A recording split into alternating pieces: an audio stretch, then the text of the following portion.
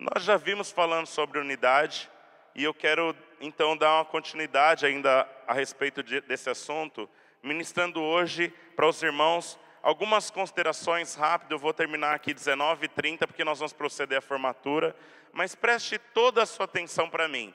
Esse verso 12 e o verso 3 de João 1, mas a todos quantos receberam deu-lhes o poder de serem feitos filhos de Deus. A todos quantos receberam deu-lhes o poder de serem feitos filhos de Deus, a saber, os que creem no seu nome.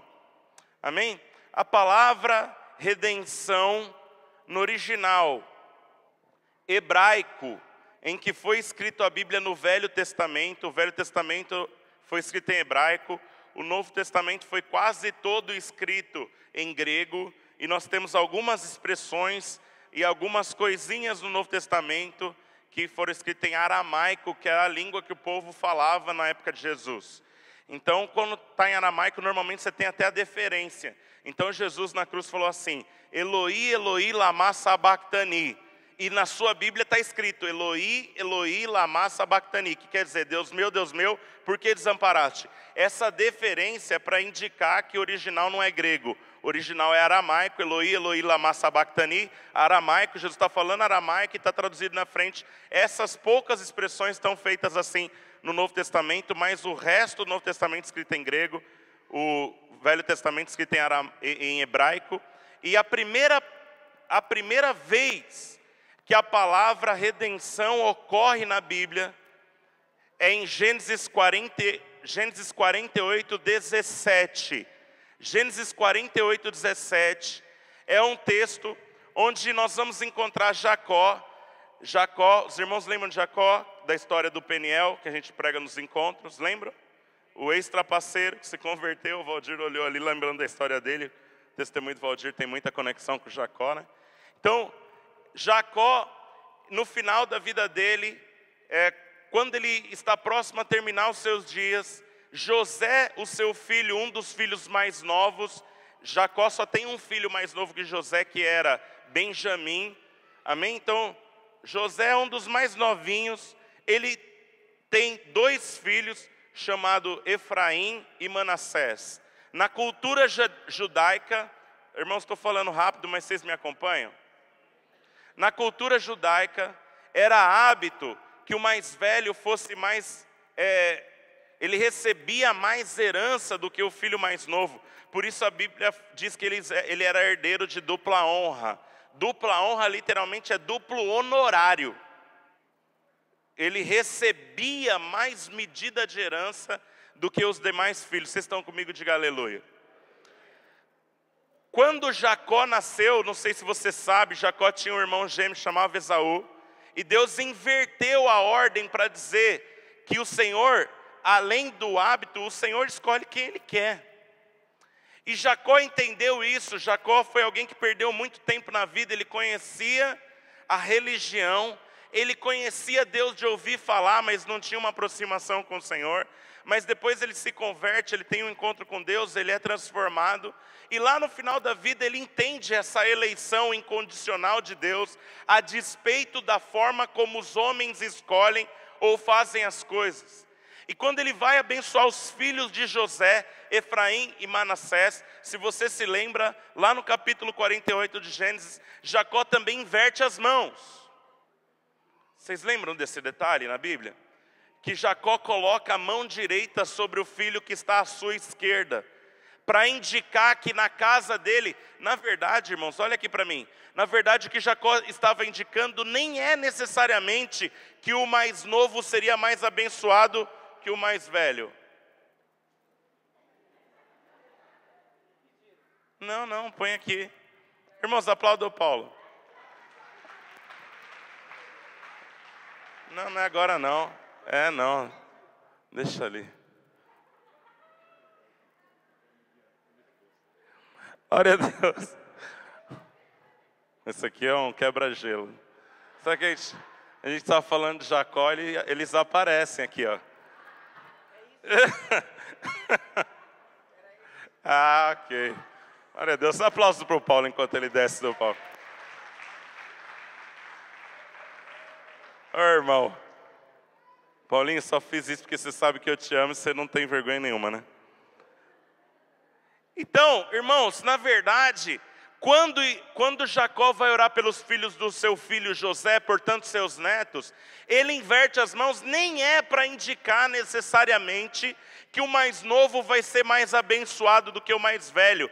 É para indicar que ele dá direito a Deus de interferir na história dos meninos da maneira como Deus quiser. Se necessário for, inclusive inverter a ordem natural das coisas. Quem entendeu, diga aleluia. Quando Jacó vai abençoar os filhos de José, vocês entenderam muito? Entenderam mesmo? Quando ele vai abençoar José, quando ele vai abençoar os filhos de José, Jacó diz assim: o anjo que me abençoou e me libertou, abençoe os seus filhos José. Essa palavra libertou é a primeira menção da palavra redenção na palavra de Deus. Amém? É a palavra no original chama Gaal, redenção. Jacó não estava fazendo a menção de um anjo comum. Não é a Miguel que Jacó se referia. Jacó não estava se referindo a Gabriel. Jacó estava se referindo a Jesus.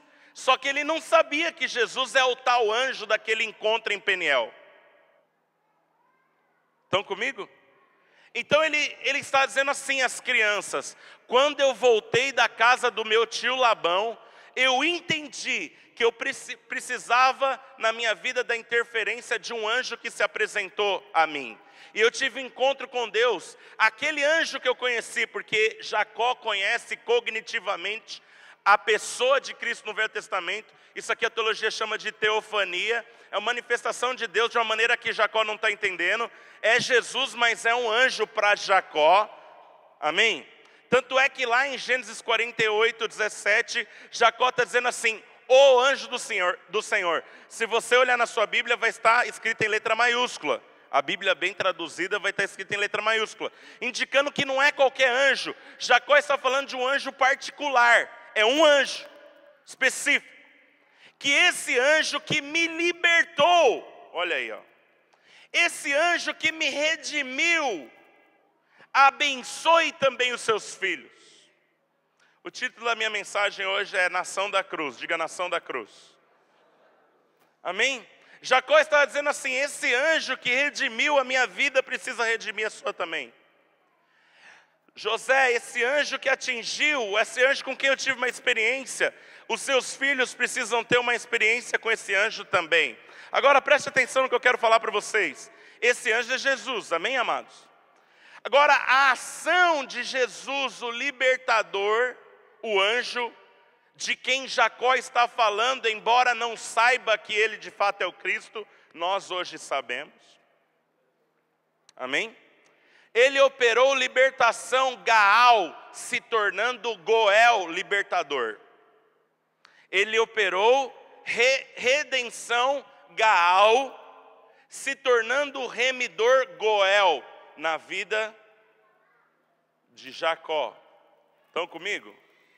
Agora, irmãos, se nós estamos familiarizados com o termo redenção, você vai lembrar-se que o livro da Bíblia que fala de redenção, o primeiro livro que nos dá uma pista mais ampla, porque a primeira menção da palavra libertação, nessa menção de redenção na Bíblia, é em Gênesis 48, 17.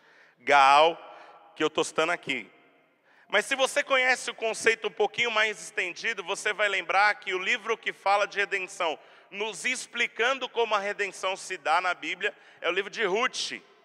O livro de Ruth não tem a palavra Deus, então é um livro meio enigmático. Como é que eu tenho um livro na Bíblia que fala de Deus sem tocar no nome Deus? Mas nós temos algo interessante, porque lá no livro de Ruth, nós temos Ruth com duas noras que se tornaram viúvas com ela. O marido de Ruth e das suas duas noras morreram no mesmo dia na guerra. E as três ficaram 3 viúvas desamparadas. E na lei, elas tinham que ser cuidadas por alguém que assumiria a responsabilidade por elas, se tornando o redentor delas. Estão comigo, igreja? Qual que era a condição para se tornar um redentor? Esse redentor precisa ser alguém que está na árvore genealógica do marido falecido. Alguém da mesma natureza do marido falecido. Ele tinha que ser nessa ordem necessariamente. Ele tinha que ser ou um irmão, ou um tio, ou um primo. Então, uma vez que a viúva era deixada, irmãos, eu não tenho tempo para explicar isso minuciosamente, então não faça nenhuma confusão com isso, porque hoje nos nossos dias nós não praticamos isso, e era assim na cultura judaica, e eu só preciso dizer para te satisfazer que isso tinha motivo de ser, mas não tenho tempo para explicar hoje, tudo bem? Eu tenho pouco tempo para pregar, beleza? Glória a Deus. Beleza mesmo? Ninguém falou amém para mim? Aleluia. Vocês estão recebendo a palavra de Deus alegremente aí? Tinha que ser um parente da mesma espécie para redimir. Agora presta atenção. Quando a Bíblia está falando aqui, o evangelista João está dizendo para nós, no capítulo 1, verso 12 e 13, que Jesus veio para se tornar redenção. Ele veio para ser um parente próximo, porque a maneira como Deus desejava que nós fôssemos aproximados de volta de Deus. Por que eu digo de volta? Porque o pecado produziu uma separação entre nós e o Senhor. Amém, igreja? Quem diz aleluia? Amém, aleluia, pastor. Muita palavra. O senhor está falando muito rápido, eu estou perdido. Jesus veio para quebrar essa separação. O pecado produziu uma ruptura entre nós e Deus. Jesus veio produzir uma conexão de volta entre nós e Deus. Mas presta atenção à maneira como Jesus veio. Estão comigo, atenta? Aqui é a hora da verdade para você. Porque presta atenção, eu não vou pedir para levantar, mas talvez nós tenhamos desempregados no nosso meio hoje. Não vou pedir para ninguém se manifestar se está desempregado. Mas presta atenção que vocês vão entender a ilustração. Talvez você tenha chegado aqui desempregado. O que é salvação para você? Um empregador. Faz sentido? Sim ou não? Deus não mandou um empregador. Deus mandou o Filho. Por quê? Porque Deus não queria te dar um emprego. Deus queria colocar você numa mesma condição. Entenderam? Irmãos, isso aqui é essencial entendermos, porque nós somos chamados para servir a Deus, sim ou não, igreja? Nós somos chamados para trabalhar para Deus, sim ou não? Mas sempre se lembre, você não é empregado, você é filho. A todos quantos o receberam, deu-lhes o poder de serem feitos empregados, curados, libertos. Não, o que é? Filhos. Obrigado pela meia dúzia que falou. Agora eu vou ouvir todo mundo. Filhos. Deus mandou o Filho porque Ele queria filho. Deus não mandou um empregador. Deus não mandou um curandeiro ambulante. Ah, Jesus. Não sei se você está entendendo, não. Olha aqui, ó. Irmãos, eu saí aqui. Esses dias fui comprar um negócio aqui para mim e para o Murilo, aqui na rua. Tem uma pessoa que tem uma hamburgueria aqui na rua. E ela é uma irmã em Cristo, de uma igreja aqui em São Mateus. Aí eu cheguei lá, falou, o senhor é pastor, né? Eu falei, eu sou. Então, não, pastor, o senhor falou algo para mim o ano passado. O senhor lembra que o senhor falou isso? Aí eu olhei para ela assim e falei assim, acho que eu não lembro nem que eu conhecia essa senhora. O senhor falou isso, irmãos, com certeza fui eu, porque a construção dela é o que eu costumo falar mesmo. Mas eu não me lembro nem dessa conversa. E ela falou, nossa, aquilo transformou tanto a minha vida. Aquilo transformou tanto a minha vida. Aí ela começou a compartilhar como aquilo que eu falei, que eu não lembro de ter dito, no dia em que eu falei, que eu não lembro dessa data, quando eu disse para ela que eu nem lembro dela, transformou o problema dela que eu nunca imaginei que nós tivemos essa conversa. E aí ela foi falando, eu fui edificado pela palavra dela. Fui edificado porque edifiquei. Entenderam o negócio, não? Aí eu eu falei assim, então eu posso santificar a senhora hoje que eu estou numa outra vibe. Eu falei assim, olha, a senhora tem consciência que Cristo se manifestou na terra para curar leprosos? Eu estava falando de leprosos no contexto de pecado, amém, igreja? Irmãos, presta atenção em algo. A lei de Moisés trazia algo na lei, presta atenção nesse dado. Era um sacrifício previsto que um leproso que foi curado em Israel, ele deveria ir até o sacerdote e entregar uma natureza de oferta, que não era financeira. Era um animal, uma condição, todo um ritual. Beleza, gente? Ok. Deixa eu dizer algo para os irmãos. Nunca houve na história de Israel um leproso curado. Estão comigo? Não, pastor, o senhor não está conhecendo a Bíblia direito não. Lá em 2 Reis tem Naamã.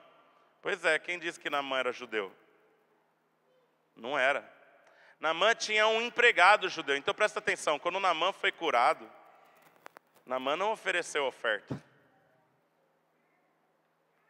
Beleza, gente? Vocês conhecem leproso curado no Velho Testamento? Não tem.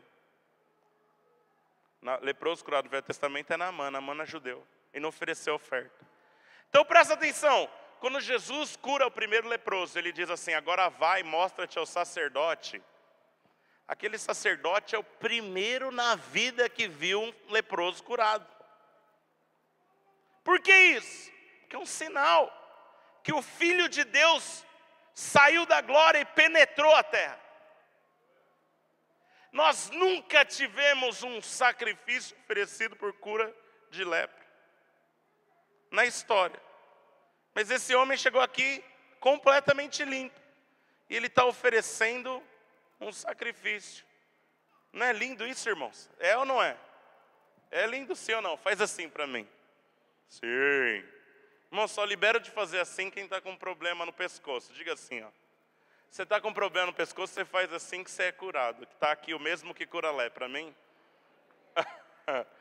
Agora o que eu preciso dizer para os irmãos é o seguinte. Jesus fez da cura da lepra um esporte.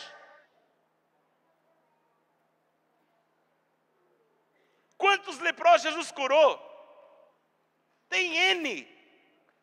Irmãos, tem numa tacada só, em um certo momento, Jesus cura 10. Numa célula, pastor, num culto. Não, no caminho para a padaria. Que loucura o Filho de Deus na terra. Ele saiu, foi de um lado para o outro, encontrou 10 caras sentados do lado de fora da cidade. Amigos, vocês estão aí fazendo o que mesmo? Somos leprosos, podemos entrar na cidade. Todos vocês 10, ok. Sejam curados e limpos em nome de Jesus. Eu sou Jesus, inclusive, né? Irmãos, você precisa entender o texto. Por que eles foram curados? Porque eles não estavam num culto, eles não estavam em nenhum ambiente, eles não foram encontrar com Deus. Jesus os encontrou. Ok? A Bíblia fala que inclusive 9 deles esqueceram até de voltar para agradecer. Porque foi tão inesperado o milagre. Jesus fez da cura da lepra o seu esporte. Ok? Agora precisamos entender. Ele veio como curandeiro maior de Deus, é isso? Não, não. Ele veio como filho. Ele curou? Curou, mas ele veio como filho. Por quê? Porque não queria conquistar curados. Ele queria conquistar filhos. A condição como ele se apresenta, ela é uma condição para que a gente entenda qual é o processo, qual é a proposta, o que Deus espera, o que Ele tem por trás disso. Ele veio como filho, porque Ele queria filho. Presta atenção, nós somos feitos filhos. E deixa eu dizer, como filhos, pastor, nós vamos ser perseguidos. Deus colocou Jesus foi perseguido. Nós também vamos ser perseguidos, sim ou não, igreja? Vamos ser perseguidos por ser filhos, sim ou não? A redação do Enem de 2016, o tema da redação do Enem de 2016 era caminhos para se combater a intolerância religiosa no Brasil. Uma jovem escreveu na sua redação o seguinte: intolerância religiosa? Minha família é cristã, Na época da escola, os meus amigos me zoavam porque eu nunca havia beijado na boca. Na faculdade, os meus colegas me criticavam porque eu era noiva e sonhava em me casar virgem. No meu trabalho, as pessoas me perseguem porque eu digo que existe casamento abençoado, porque eu atribuo valor na submissão da mulher e até mesmo acredito que há perdão para adultério. É a redação da moça. Amém? E se você agir com desprezo pelas coisas mundanas, como eu, desprezo o dinheiro, status, concupiscência dos olhos, concupiscência da carne, e afirmar que possui convicção e esperança na vida eterna, as pessoas te respondem: como é burra, prefiro curtir a vida. Quem é intolerante? É o título da mensagem da moça. Aí o pastor Rodrigo, que trouxe isso aqui como contribuição para o nosso esboço, ele está dizendo o seguinte: perseguição por ser filho de fora, amém. Mas aqui dentro nós precisamos lembrar que todos somos filhos, nós não podemos nos auto-perseguir. Faz sentido eu falando para vocês? Irmãos, nós somos todos filhos. Filho não persegue filho. Filho treta, de travesseiro. Filho fica irritado quando a mãe mandou você arrumar a bagunça que seu irmão fez. Amém? Mas filho se resolve, a gente é irmão, pô. Faz sentido eu estou dizendo aqui para os irmãos? Amém? Olha como uma nação que é oriunda da cruz, da obra consumada do Senhor, nós precisamos lembrar que nós somos esse povo, a nação da cruz. E ser nação da cruz significa dizer que nós somos uma família espiritual. Uma família espiritual. Nós fomos redimidos para nos tornarmos filhos. Todos filhos. Todos filhos. Todos filhos. Quem é filho aqui? Levanta a mão, deixa eu ver. Todos filhos. A gente gosta de dizer que a gente é pai. Eu sou seu pai espiritual, irmãos, mas pai só tem um. Inclusive nem Jesus foi pai. Entendeu? Então é bênção você entender que você é pai de alguém, mas deixa eu dizer, você nunca deu seu filho para comprar ninguém. Então a gente precisa tomar cuidado com isso, porque às vezes a gente quer reivindicar para nós posições que nós não recebemos de Deus. E nós deixamos de viver na realidade da posição que Deus nos deu. Amém? Quem quis viver na condição que não recebeu foi o cão. Amém? Gente, deixa eu falar uma coisa para os irmãos aqui, para a gente construir o que eu quero falar aqui. E meu tempo está terminando. Oh, aleluia. Olha aqui, presta atenção nisso. Ah, Deus. Nós somos todos irmãos. Semana passada eu pregando aqui para os irmãos como nós precisamos uns dos outros. E à medida que você entender que nós somos família, nós estamos aqui descobrindo que Deus deu uma personalidade para cada um, Deus deu um tipo de ser para cada um. E eu venho aqui defendendo e pregando aqui para os irmãos que nós precisamos entender como Deus criou o seu irmão, porque Deus fez o seu irmão do jeito que fez o seu irmão. O seu irmão também precisa de uma experiência com a cruz, da morte do eu, para nós nos tornarmos nós. Mas Deus fez o seu irmão do jeito que fez o seu irmão. E a maneira como Deus fez o seu irmão para ser útil no corpo, por um propósito. Eu quero dar para os irmãos aqui uma ilustração. Isso aqui eu ouvi do pastor Douglas Gonçalves, é aquele pastor fundador do Desescope. Ouve isso aqui, ó. Eu sou a mão, você é a boca no corpo. Paulo diz, 1 Coríntios 12, que todos nós somos membros do corpo de Cristo. Somos membros diferentes, cada um com a sua personalidade, cada um com o seu jeito, cada um com uma função no corpo. Amém, igreja? Agora ouça-me aqui, um diálogo entre a mão e a boca. A mão disse assim para a boca: e aí, boca, shalom, tudo bem? Shalom, brother. Tudo legal, beleza. Ô boca, você está aí bem próximo à cabeça, né? É. Tenho buscado estar em intimidade aqui. Beleza. Boca, me fala aí, você que é bem íntimo do cabeça, o que você tem ouvido do cabeça? Ok?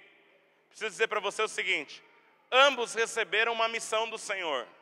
E a missão de Deus é tomar esse copo d'água aqui. Estão comigo? Quem diz aleluia? Ambos receberam essa missão do Senhor, tomar esse copo de água aqui. Aí a boca diz assim para a mão: olha, o que Deus tem dito para mim nesses dias é que é para eu estar aberta. Deus disse que esse é um tempo novo, é para aprender coisas novas. Ele quer me dar experiências novas. Então é para eu estar suscetível, para eu ser humilde, que Ele vai usar situações para que eu aprenda. Então Deus disse que é para eu estar aberto. E você? Não, eu acho que está errado esse seu discernimento. Puxa, você é tão íntimo do cabeça, está ouvindo de ficar aberta. Não, mas o que Deus tem falado para mim é que esse é o momento, essa mensagem do momento é compromisso. É para a gente estar fechado.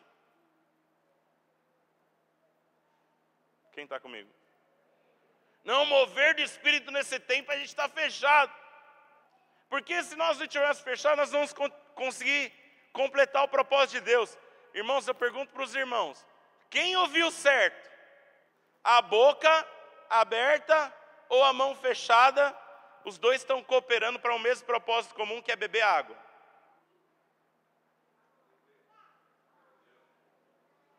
Vocês entenderam a ilustração? Quem está certo?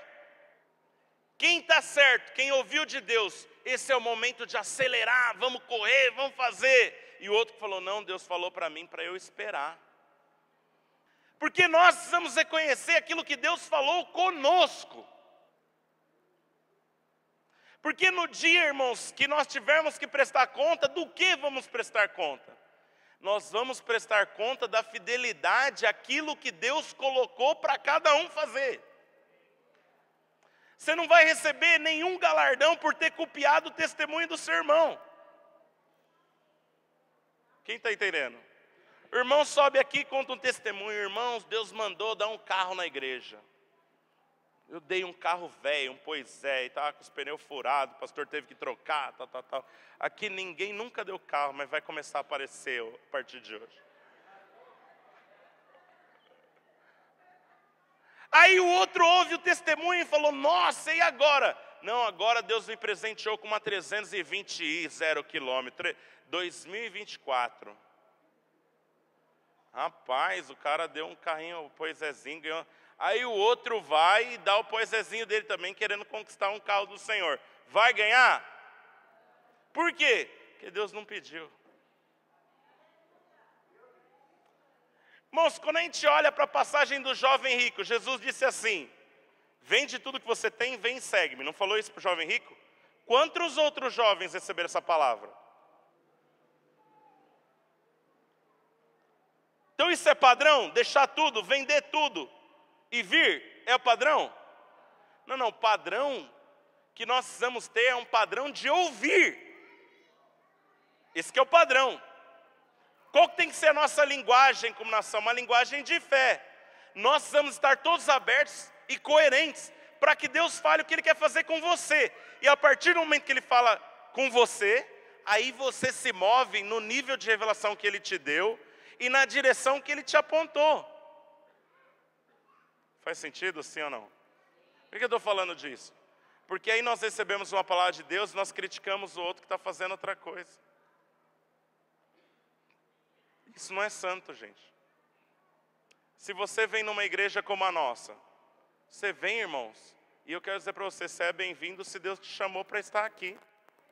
Como é que eu sei se eu devo estar aqui? Eu sei porque meu coração está em paz, me sinto alegre, faço parte dessa família, eu percebo que eu estou no lugar certo. Entendeu? Irmãos, faz 23 anos que eu sou membro da Dino, cheguei com 17 anos. Faz a conta. Olha Deus, agora em maio eu faço 41 anos. Nesse mês de fevereiro eu estou completando 23 anos de Dínamos. Eu cheguei naquele mês que eu estava, naquele iniciozinho de ano que eu ia completar 18. Presta atenção, eu me achei, cara. Entendeu? Tá, o outro se achou numa igreja pentecostal. Qual é o problema? Mas são barulhentos, pastor. A igreja que eu vim não tinha revelação da palavra. É só... Irmãos, deixa eu falar um negócio para erradicar todo tipo de comportamento. Na ação da cruz a gente não critica, cara. A gente não se critica. Por quê? Porque os irmãos, eles estão produzindo a medida de revelação que Deus deu para eles. Amém? Ah, mas isso não tem valor no corpo. Deus não te escolheu para opinar a respeito disso, cara. Nós não fazemos isso. Faz sentido? Irmão, sabe por que a gente quer criticar os outros? Porque a gente quer se evadir da nossa própria responsabilidade. A gente diz assim, o povo na igreja não tem compromisso. Por que você está criticando? Porque você não quer ter também. Faz sentido, sim ou não? O que você tem a ver com a palavra do outro? Eu me lembro que eu relacionava com a Sueli, o meu tempo realmente acabou, vou ter que finalizar aqui, mas presta atenção. Aí ela falava assim para mim, nossa, você fica chegando aí no horário, todo mundo aqui no Ministério de Louvor chega atrasado, só você que chega no horário. Aí eu pensava assim, o que ela está querendo dizer com isso? Tipo assim, eu fiz um compromisso de chegar no horário, não fiz? Irmãos, o que eu tenho a ver com os outros? Quem está errado? Quem está chegando no horário? Agora, quem me deu o direito de ficar criticando quem chega atrasado? Não, eu posso exortá-lo, irmão, seria tão bom se todo mundo chegasse na hora, amém. Mas se eu começar a persegui-lo, presta atenção, a perseguição externa, amém. Interna não existe, gente. Deus não nos criou para isso, nós não fomos criados para ficarmos nos criticando. Nós somos criados para nós abençoarmos uns aos outros. Nós somos uma igreja. Faz sentido eu falando para os irmãos? Então, infelizmente, meu tempo terminou, só quero encerrar aqui dizendo algumas coisas para os irmãos. Primeiro, o que caracteriza uma nação? Diga assim, uma nação é um grupo de pessoas que pertencem ao mesmo grupo. Qual grupo? O grupo de quem creu em Cristo. É esse grupo. Se tem gente dentro desse grupo aí que está fazendo algumas coisas que a gente julga inadequada, deixa eu dizer para os irmãos, não foi colocado nas nossas mãos julgar isso. Essa é uma função do Senhor. Amém? A gente anda seguindo a medida de revelação que a gente tem. Faz sentido, sim ou não, gente? Beleza? Glória a Deus. Segunda coisa, o que é uma nação? Diga assim, uma nação fala a mesma língua. E qual que é a nossa língua? Diga assim, uma linguagem de fé. Nós somos chamados para falar uma linguagem de fé. Amém? Nós somos criados para liberar uns na vida dos outros uma palavra de fé. À medida que eu falo, a minha fé cresce. À medida que o outro ouve, a fé dele cresce para eu estar ouvindo fé. Amém? Jó prosperou enquanto orava pelos seus amigos. Ele não estava abençoado, mas ele prosperou enquanto ele injetava fé nos caras. Porque nós somos criados para injetar fé. Ah, as coisas não estão legais para mim, eu vou abençoar os outros, pastor. Você foi chamado para isso. Se você acreditar na palavra, abençoa, cara. Você foi chamado para isso. A bênção vai começar a te atingir também. Nós somos chamados para falar de fé. Irmãos, a gente tem problema e a gente critica muito toda a condição de pecado na vida uns dos outros. Eu quero dizer para os irmãos, é óbvio que Deus não quer que sejamos pecadores. Mas aos olhos de Deus a incredulidade é um dos maiores pecados. Você sabe? Eu fui falar isso outro dia aqui, tem alguém que não entendeu, mas eu vou fazer a afirmação de novo, olha. Vou ter que reconstruir aqui, não vou falar o que eu falei, mas vou dizer aqui para os irmãos. Olha.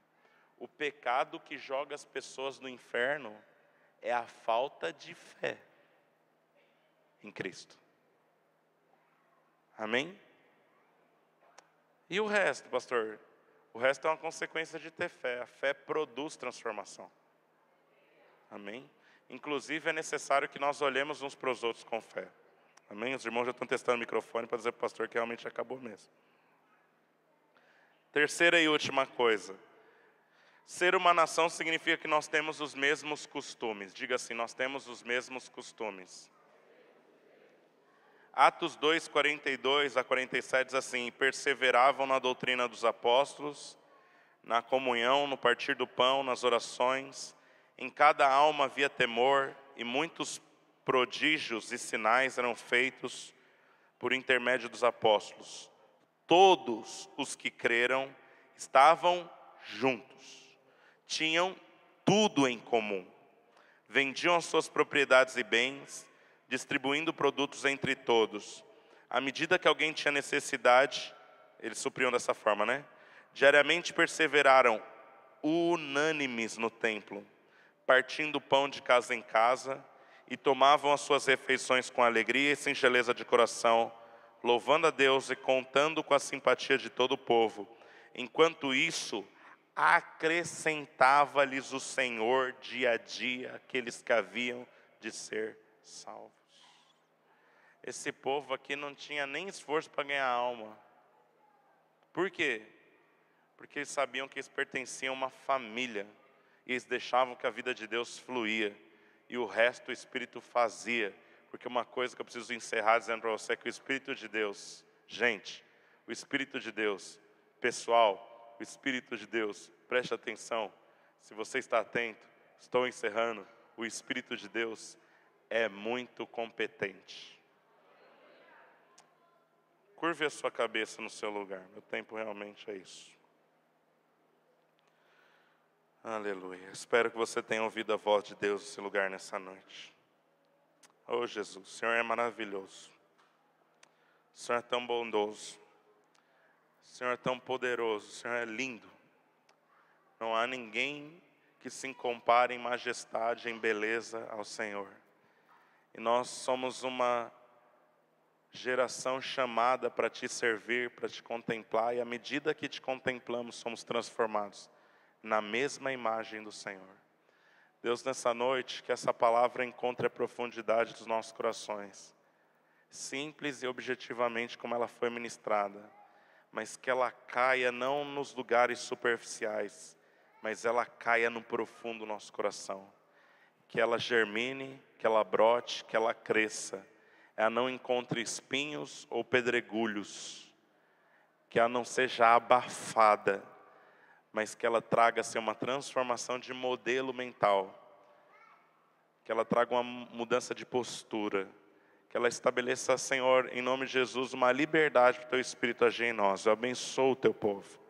Declaro que todos que vieram aqui nessa noite, Senhor, eles vieram com fome, e todos levamos para casa o que viemos buscar nessa noite, em nome de Jesus. Amém? Aplauda ao Senhor.